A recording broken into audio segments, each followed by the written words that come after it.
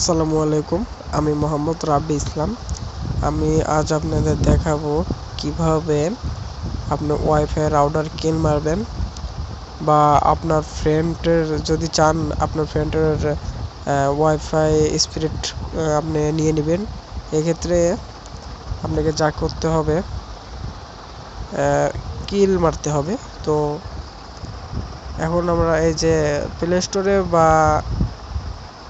পাবেন না এই সফটওয়্যার, এর মোবাইল মার্কেট কিংবা গুগল ক্রোম থেকে সফটওয়্যারটা ডাউনলোড করে নেবেন।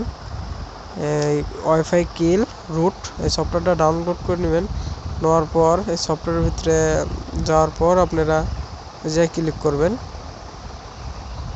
ক্লিক করার পর দেখুন আমার কাছে আমি যে রাউটার চালাইতেছি এই রাউটারে দুজন চালাইতেছে, ঠিক আছে। তো আমি যদি চাই এখান থেকে ক্লিক করলাম। ক্লিক করার পরে যে লেখা আছে গ্রাড আর হচ্ছে কিল, ঠিক আছে। যে গ্রাড দিলাম আর কিলে দিলাম, প্রথমে গ্রাডে তারপরে কিল, ঠিক আছে। তো আপনি দেখতে পাচ্ছেন এই যে জায়গায় দেখা যাচ্ছে লাল একটা চিহ্ন এসেছে। তো এটা কিল হয়ে গেছে, এটা আর চলবে না। এই ওর মোবাইলে আপনার ওয়াইফাই স্পিড পাবে না আর কি।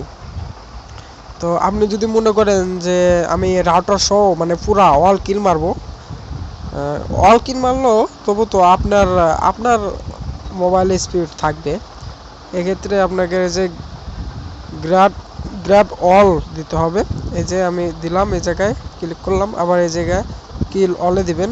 ব্যাস দেখতে পাচ্ছেন যে সব লাল হয়ে গেছে।